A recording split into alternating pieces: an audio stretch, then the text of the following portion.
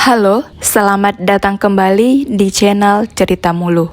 Pada video kali ini, kita akan membahas kisah Ibrahim Al-Khawas, ulama sufi pemilik segudang kata mutiara. Simak video ini hingga selesai untuk mengetahui kisah selengkapnya. Siapa yang tak kenal dengan tembang Tombo Ati? Anak-anak yang lahir tahun 90-an pasti tak asing lagi dengan tembang Jawa itu. Apalagi setelah tembang itu digubah dengan pop religi ala Opik dan muncul sebagai musik latar belakang di berbagai acara pada bulan Ramadan. Namun siapa sangka, tembang ini berasal dari seorang ulama abad ketiga Hijriah yang bernama Ibrahim Al-Khawas. Al-Khawas tidak pernah terkenal di telinga anak zaman 90-an. Mungkin karena yang mereka tahu adalah tembang Tombo Ati berasal dari salah satu anggota Wali Songo. Ya, hanya cukup sampai di situ. Nama Ibrahim Al-Khawas baru diketahui ketika kita membaca kitab Al-Azkar An-Nawawi karya Imam An-Nawawi. Namanya disebut sebagai orang yang mengucapkan Dawaul Qalb atau obat hati, yang dalam bahasa Jawa disebut Tombo Ati.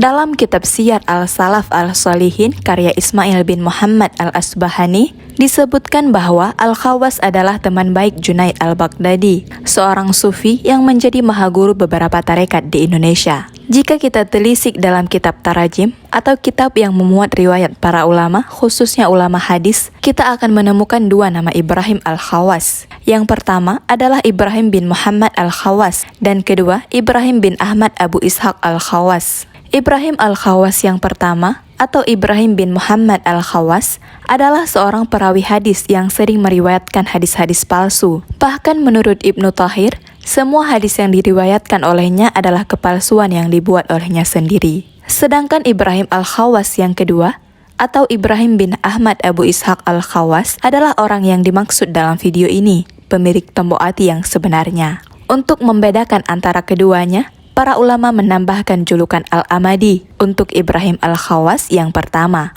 Sedangkan untuk Ibrahim Al-Khawas yang kedua, para ulama menambahkan julukan Al-Zahid atau Al-Sufi.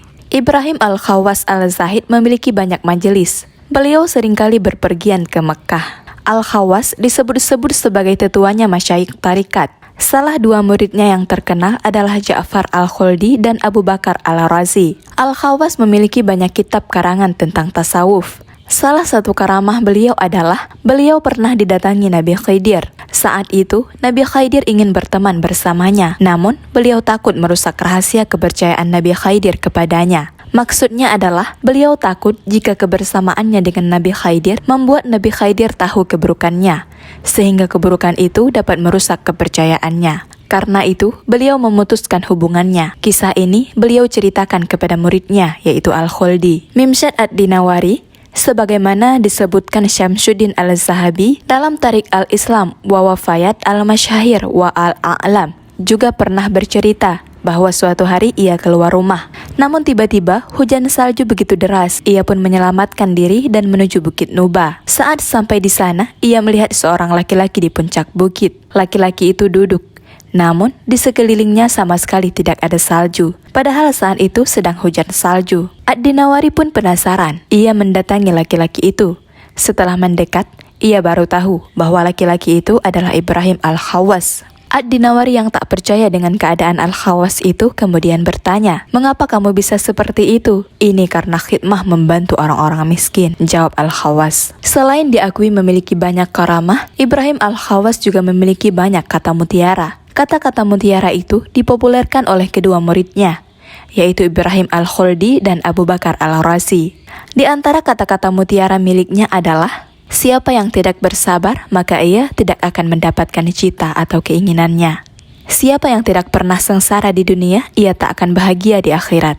Ilmu itu bukan karena banyaknya riwayat, tetapi ilmu adalah milik orang yang mengikuti ilmu, kemudian menggunakannya, dan mengikuti dengan sunnah-sunnah walaupun ilmu yang dimiliki sedikit. Pedagang yang berdagang dengan modal dari orang lain, maka ia adalah pedagang yang bangkrut." Obat hati itu ada 5. Yang pertama, membaca Al-Quran dengan merenungi atau tadabbur maknanya. Yang kedua, mengosongkan perut atau berpuasa. Yang ketiga, menegakkan malam, yaitu dengan beribadah. Yang keempat, berzikir khusyuk di waktu sahur. Dan yang kelima adalah bergaul dengan orang-orang yang saleh. Kata mutiara yang terakhir inilah yang sering kita ingat sebagai tombok hati, yang biasa kita dengar di sela-sela azan dan iqamah. Juga sering kita dengar setiap bulan Ramadan tiba di televisi. Masih banyak lagi kata mutiara yang terucap dari sosok Al-Khawas ini. Beberapa di antaranya dapat ditemukan dalam kitab Syiar Al-Salaf Al-Salihin, karya Ismail bin Muhammad Al-Asbahani. Demikianlah video kali ini, semoga kita banyak mengambil pelajaran. Terima kasih sudah menonton dan sampai jumpa.